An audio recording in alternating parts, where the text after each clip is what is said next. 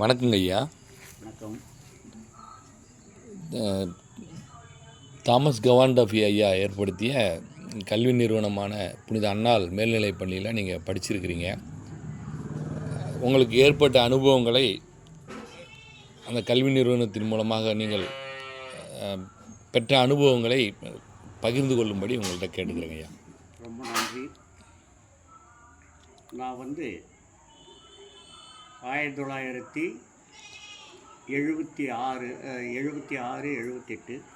அங்கே படித்தேன்.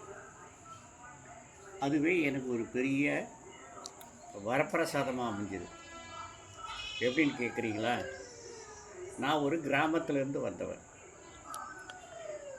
ஒரு நல்ல பழக்க வழக்கம் என்னன்னு தெரியாது.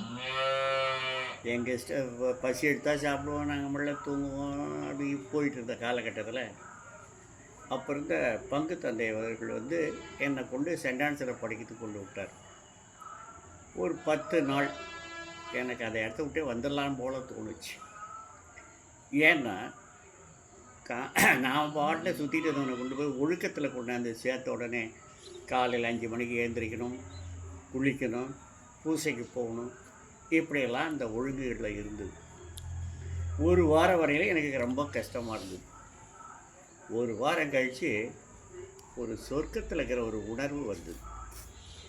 அந்த டைமுக்கு எழுந்திருக்கிறது, போகிறது வர்றது, முறையாக சாப்பாடு, இப்படி என்று குப்பை தொட்டியில் இருந்தவங்களை கொண்டாந்து கோபுரத்தில் வச்ச மாதிரி அந்த நிறுவனம் எங்களுக்கு அவ்வளோ ஆச்சரியத்தை கொடுத்தது.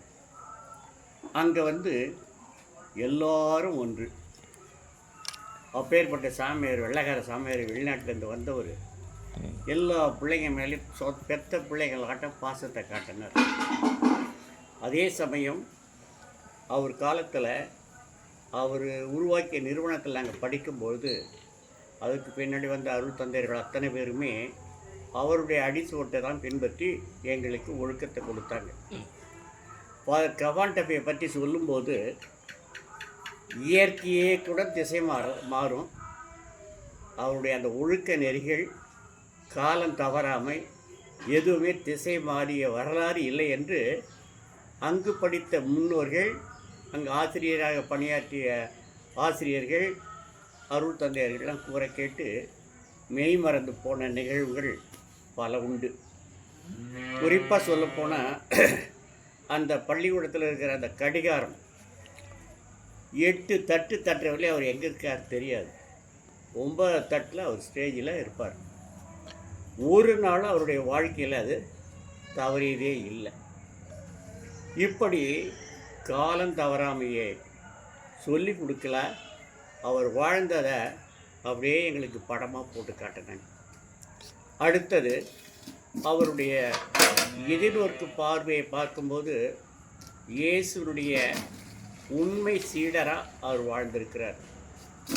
இயேசுனுடைய லட்சியம் என்ன? இறையாட்சி வாழ வேண்டும் என்பது. அந்த இறையாட்சியின் உண்மை தூதுவராகவே டஃபி அவர்கள் அங்கு வாழ்ந்திருக்கின்றார்கள். அங்கு இருக்கின்ற ஆசிரியர்கள் சொல்ல கேட்டோம். அவருடைய கல்லறையிலே நாம் நம்முடைய கஷ்டங்களையோ நம்முடைய தேவைகளையோ நாம் கூறி மன்றாடும்போது அத்தனையும் நிறைவேறியதற்காக பலர் அங்கே சாட்சி சொல்லியிருக்கின்றார்கள்.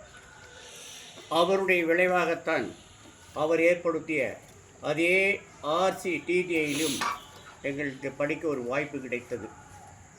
அதில் ஏழை மாணவர்கள் எப்படி கல்வி கற்பார்கள் என்ற நோக்கோடு அவருடைய காலத்திலே ஸ்டைபண்ட் என்று சொல்லக்கூடிய உதவித்தொகையும் எங்களுக்கு ஏற்பாடு செய்து கொடுத்தார்கள்.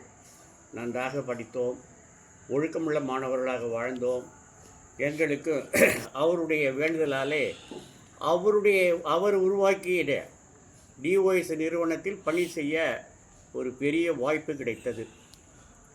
அவருடைய அந்த நிறுவனத்திலே நாங்கள் கற்றுக்கொண்ட ஒழுக்க நெறிகள் இந்த நாள் வரையிலும் 65 வயது ஆகியும் அந்த ஒழுக்க நெறியிலிருந்து சிறிதும் பிறழாமல் வாழக்கூடிய ஒரு பேறு பெற்றவனாக அவருடைய நிறுவனத்தில் படித்ததால் எங்களுக்கு அந்த வாய்ப்பு கிடைத்தது.